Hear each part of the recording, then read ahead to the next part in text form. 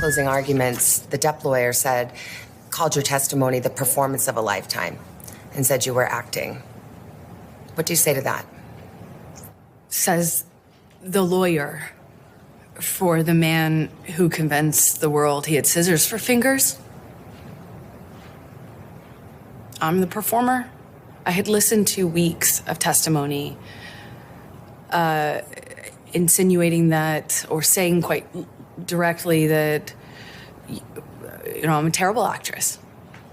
So I'm a bit confused how I could be both. The DEP team argued that you were the abuser, that you instigated physical violence. Did you? I never had to instigate it. I responded to it. When you're living in violence and it becomes normal, as I testified to, you have to adapt. Chase, what do you got? In this clip, she is physically stopping herself from nodding along with the acting question here. And when she's saying scissors for fingers,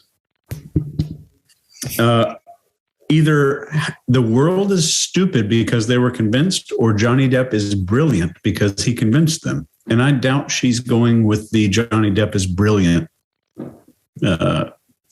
route. And I think this is really petty. And maybe what about the man who destroyed my life? Or what about the man who did all these things to me?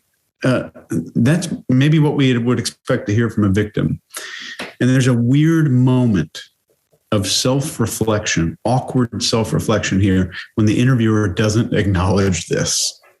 It's just a little pause of awkward silence. And you could see the contemplation of the universe there for just a few seconds. But there's more genuine sadness here in this clip. You can see it on her face at being called the terrible actress. There's still no sadness about any of the abuse or alleged sexual assault.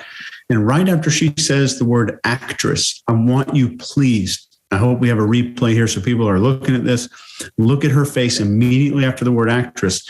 You'll see a microfacial management movement. She's modulating expressions and rehearsing expressions right there. And the same way she did in court, except right here we have like this 1080p version of it.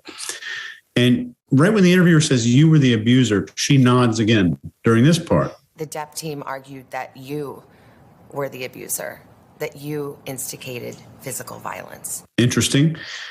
And she's saying living in violence and it becomes normal. You can see perfectly here. There's no real deception indicators piling up. But why are we not seeing deception around her living in violence? Because I think she believes that she was abused by these words, and she was abused by Johnny leaving.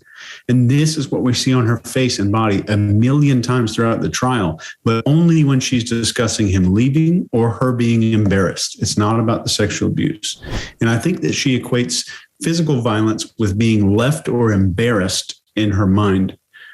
And I think Mark is trying to show us what the abandonment really looks like as a demonstration. You need some cold hot chicken. She was part of the violence of Johnny making her feel abandoned or made fun of. And our tribal brain, if you think about our ancestors a long time ago in the tribal brain, this embarrassment would cause us to be outcast and abandoned by the tribe. So that's the reason the embarrassment could potentially lead to the abandonment. Scott, what do you got? I think from now on, when somebody's picture goes out, I'm going to put one of those pictures that I send you guys when I text you, and it's those pictures of us making weird faces right in the middle of a conversation, and it looks weird. And I'll show you some examples of that now.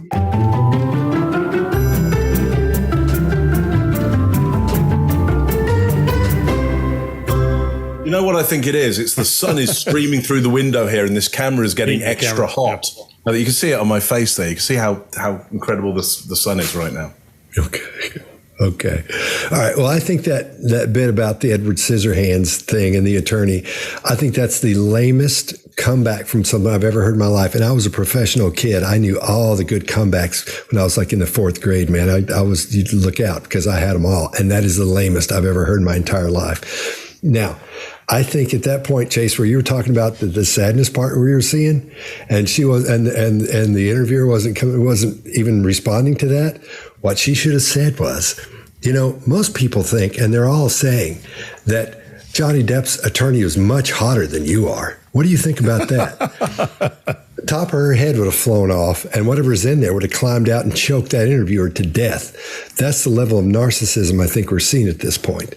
So that's all I have on that one. Greg, what do you got?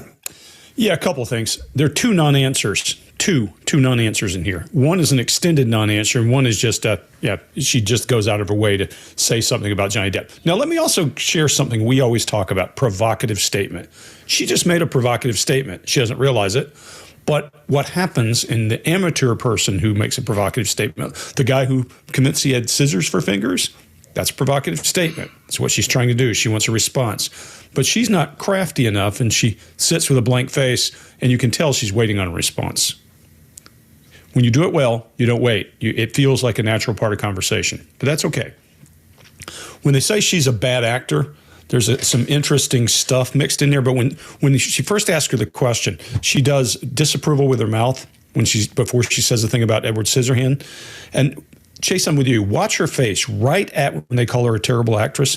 Watch that emotion. Watch that wrench of her mouth. Her eyes drift down right, and then it fleet through her face rapidly like a child would. It's an interesting twist. It's something we've been noticing. And I'm with you 100%.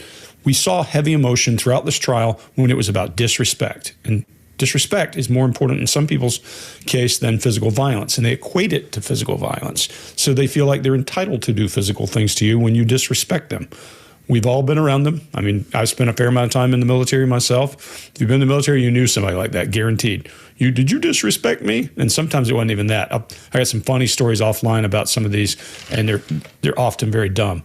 But when she said, I was going to point out, you can do the performance of your lifetime and still not be a good actor. That doesn't mean you have to be a good actor to do this. So she's upset because she can't understand why they would say that about her. When she asked the other question about instigating violence, what's the right answer to that? If you ask me today, did I instigate violence against anybody in my life? I go, no, I never had to instigate it. I responded to it. I never had to instigate it. I responded to it. That's a long, drawn-out, distancing way and admitting violence at the same time. So what instigated it? Don't know, but she responded to whatever instigated it. She didn't say I wasn't the first person to hit him either. That's all I got. It's a good one. Oh, sorry, Mark. We're all doing this today, I guess. Thank you. Yeah. I need some hot chicken on my head. It's I need hot chicken on my camera today, I tell you. Are we still going to do the hot chicken day in Vegas, right? Oh yeah. You got to decide what day that's going to be. It's planned. Okay. I think it's. You want me to pitch it back again? It's the Friday. No, just leave it in there. I've got rolling ready to go. You won't need it if it's good hot chicken. Okay. Are we done with the hot chicken? I'll give my hot chicken. Give my Amber Heard analysis now. Okay, sorry, man. My fault. No problem. It's a great day to be alive on the planet Earth today because somebody said the lawyer of the man who convinced the world that they had scissors for fingers. For the man who convinced the world he had scissors for fingers? And that's like a David Bowie lyric. That should be in a David Bowie song somewhere. It is so beautifully crafted. So great day on the planet Earth. Somebody just said that. Just extraordinary because it doesn't really make any sense. There is no real logic to it there. What I want to comment on really is, in the end, she's saying it isn't fair. It isn't fair in this social arena. The social arena has not been fair. I think she's saying, social media has not been fair. The courts have not been fair.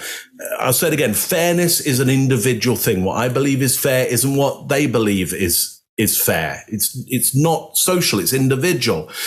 But has social media been just? Well, I mean, probably not. I mean, social media is quite antisocial, so it probably hasn't been just. But have the courts delivered justice? Well, either you support the court system or you don't support the court system. But ultimately, courts aren't designed to be fair. They're designed to be just. not fair. There's nothing in a court that says it will be really fair. There's lots in courts where you just go, well, that isn't going to be fair. But they're trying to move towards justice, which isn't fairness. Now, it's the same with social media. Social media is antisocial at times, and sometimes it's social, but it vacillates between the two. It isn't fair at times, and sometimes it does seek for fairness, and there's no way it's just at sometimes, but sometimes it does deliver for some people justice, but it isn't organized like a justice system. Anyway, really what I'm saying is, and I'm reiterating what I said at the start, the two things are not the same. Justice and fairness. Yeah, courts aren't social media. They aren't the same thing. What she's doing is conflating the two, and you've got to watch out for that, because it's a really nice, spin maneuver to take one thing that isn't the other thing and put them together and convince you that they are the same thing. They're just not. Closing arguments, the Depp lawyer called your testimony the performance of a lifetime and said you were acting. What do you say to that?